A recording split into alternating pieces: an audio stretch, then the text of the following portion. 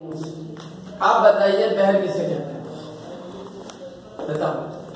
बहर एक स्केल को कहते हैं। बहर बिल्कुल सही कहा, बहर स्केल को कहते हैं। इसको मैं बताता हूँ किस तरह से कि खुदाया नहीं कोई तेरे सिवा, ये बहर है एक। इसको नापने का हम दूसरा जब मिसरा पढ़ेंगे दूसरी गजल का, तो उसमें आपको अंदाजा हो जाएगा कि बहर किसे कहते हैं। मैंने ये बताया, खल्क़े सरवर शाफ़े महशर सल्लल्लाहु अलैहि वसल्लम, ये बहर अल्लाह है और ये बहर,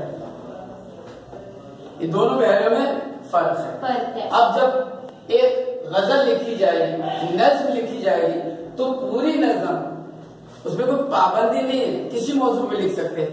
माँ पर लिखी जा सकती है, वतन पे लिखी जा सकती है, तो किसी शहर के बाद लिखी जा सकती है। वो नज्म पे कोई पाबंदी नहीं होगी नज्म, लेकिन वो तमाम अशार जो लिखे जाएंगे वो एक ही बहर के होंगे। जिस तरह मैंने ये अशार पढ़े, खल्क़े सरवर शाफ़े महशर सल्लल्लाहु अलैहि वसल्लम, मुरसिल दावर खास पैगंबर सल्लल्लाहु अलैहि वसल्लम, नूर मुजस्सम नय्यर हासन सरवर आलम मोनिस आदम, नो के हमदम खिज़्र के राहबर सल्लल्लाहु अलैहि वसल्लम। ये आपने देखा, चार मैंने मिसरे पढ़े, एक ही बहर कहते हैं। इसी तरह से नात हो, हमद हो, गजल हो, कुछ भी हो, वो पूरे एक ही बहर में लिखना होगा उसे। जब वो दूसरी चीज लिखेगा तो दूसरी बहर इस्तेमाल करनी पड़ेगी। तकरीबन कहा जाता है कि तकरीबन 50 बहरें उर्दू अदब में, क्योंकि अरबी भी इसमें है, फारसी भी इसमें है, दूसरी जबानों की बहरें इसमें आती है। इस तरह से बहुत सारी बहरें होती है और मुख्तलिफ बहरों के नाम होते हैं। मैं आपको सिर्फ एक बता दूं तो काफी है, तो आपको समझ में आ जाए। ये जो लिखा है खुदाया नहीं कोई तेरे सिवा, इस बहर का नाम क्या है? बहर मुमतना, फैल मुमतना इसम है, ये बहर का नाम है। इस तरह बहुत सारी बहरों के नाम है, तो शायद शोरा करा बहुत अच्छी तरह जानते हैं, लेकिन आपके लिए इतना ही काफी है कि बहरें क्या कहलाती हैं। तो आपको समझ में आ गया बहर इसे कहते हैं कि एक बहर में अगर आपको शायरी सीखना चाहती है, समझना चाहती है, पढ़ना चाहती है, तो एक ही अंदाज से इसको पढ़ोगे आप, कहीं टूटेगा नहीं। टूटेगा तो हम कहेंगे ये बहर से खारिज है, इस बहर में नहीं है, किसी और बहर का हिस्सा आ गया है। ये तो आज आपको समझ में बहर इसे कहते हैं। तो ये बहर मैंने बता दी कि बहर इसको कहते हैं। और फिर आता मिसरा किसे कहते हैं? तो ये पहली लाइन जो है, पहली इसको हम कहेंगे मिसरा।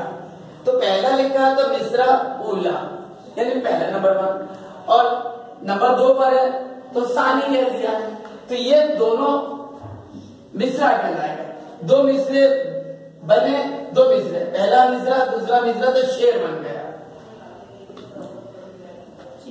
ठीक है ना। अब आगे मतलब किसे कहते हैं? बिल्कुल रदीफ और काफिया, हम रदीफ हम काफिया दोनों में हो पहले वाले शेर में, तो मतलब कहलाएगा। यहाँ पर क्या है? सिवा और क्या। अब ये थोड़ा सा मुश्किल लग रहा है, देखा जाए तो ये जो है ना काफिया है, लेकिन आपको और आसान सा बनाने के लिए मैं कह देता हूं कि यहाँ पर है, यहाँ पर मैं आपको बताता हूँ, रदीफ बता रहा हूँ। रदीफ किसे कहते हैं? जो बार बार आए, लिखने की जरूरत नहीं है।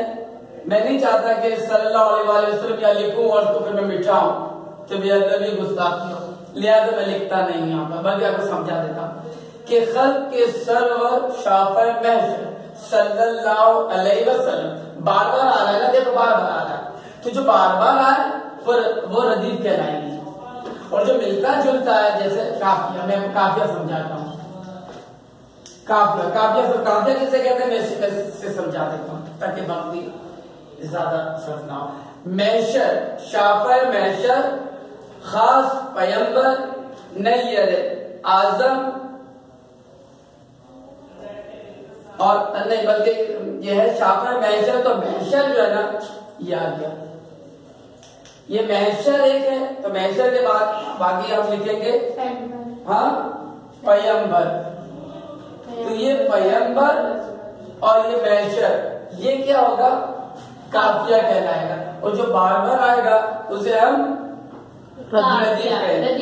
अब आपको बैर भी समझ में आ गया, मिसरा भी समझ में आ गया, शेर भी समझ में आ गया, मतला मैंने बताया ना, पहला गजल का पहला शेर जो है दो मिसरों से मिलकर बनेगा, वो क्या होना चाहिए, रदीफ और काफिया दोनों में दो होना चाहिए। उसमें पहले मिसरे में भी वही होना चाहिए, दूसरे मिसरे यानी काफिया तो बदलेगा लेकिन रदीफ दोनों में होना चाहिए, जैसे मैंने बताया आपको। अब है ये मतला भी आ गया समझ में, शेर आ गया, मिसरा आ गया, बैर आ गया, नज्म मैंने समझा दिया। बन किसे कहते हैं, ये दो मिसरे हैं तो शेर हुआ, 3 मिसरे हो, 4 मिसरे हो, 5 मिसरे हो तो बन कहलाएगा। लेकिन शर्त यह है कि वो चारों मिसरों में एक बात कही गई हो जो वाज़ेह हो जाए। जिस तरह शेर में वाज़ेह हो रहा है तो 2 मिसरे लेकिन बात मुकम्मल हो रही है, खुदाया नहीं कोई तेरे सिवा, अगर तू ना होता तो होता क्या। क्लियर, यानी पूरी बात इसमें आ गई कि खुदाया नहीं कोई तेरे सिवा, और तू ही ना होता तो कुछ भी ना होता। तो ये हो गया आपका बैर, मिसरा, शेर, मतला, नज़म, बन, इस्तिआरा। इस्तिआरा समझ लो, इस्तिआरा समझ लो। इस्तिआरा किसे कहते हैं, कोई मिसाल दी जाए, बहादुरी की मिसाल दी जाए, शजाअत की मिसाल दी जाए, तो क्या इस्तेमाल करेंगे, शेर को इस्तेमाल करेंगे, बबर शेर का इस्तेमाल करेंगे। लेकिन बबर शेर को इस्तेमाल से मुराद को बारीकी है, ये बारीक बात है, समझने की कोशिश करिएगा कि शेर इस्तेमाल नहीं कर रहे हैं, शेर तो दरिंदा है, शेर इस्तेमाल नहीं कर रहे, उसकी बहादुरी इस्तेमाल कर रहे हैं, तो इस्तिआरा है। लेकिन तशबीह मैं सिखाऊंगा कि तशबीह किसे कहते हैं, शेर का तशबीह आती है।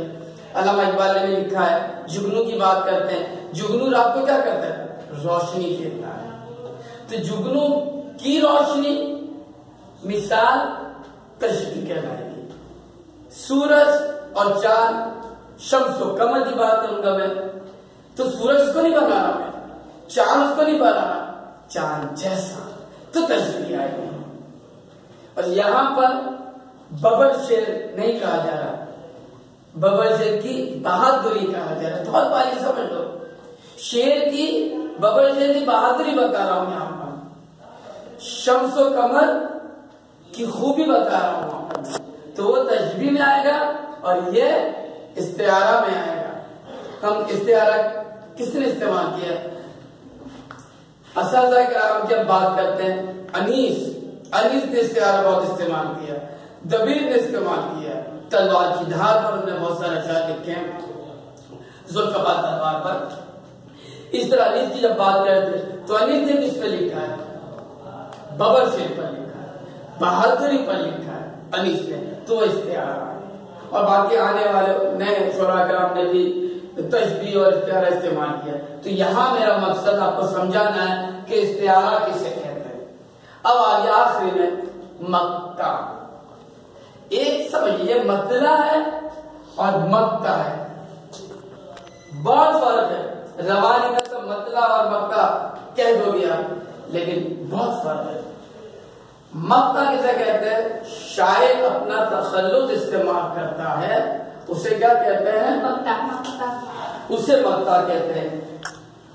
शायर अपना तखल्लुस इस्तेमाल करते हैं। मैं तुमको शेर निकालता हूं जो वाज़ेह हो जाए कि आया ये आप मक्ता कहते हैं। आगे मेरे सामने शेर, मीर तकी मीर का दिए गालिब का दिए, कहें क्या जो पूछे कोई हमसे मीर, जहां में तुम आए थे क्या कर चले। बड़ी मशहूर गज़ल में करा चुका हूं। इस तरह दूसरे भी अशार इसमें, तो इतना ही काफी है कि मक्ता किसे कहते हैं और मैंने आपको समझाया इस्तिआरा किसे कहते हैं, मतलब हो गया।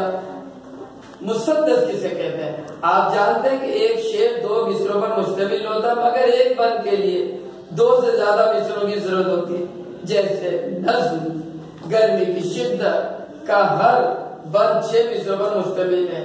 6 मिसरों को नज़्म को मुसद्दस कहते हैं। नज़्म है, उसके अशार कितने हैं, 6 मिसरों पर। मुसद्दस हाली बहुत मशहूर है, बहुत ही ज्यादा मशहूर है।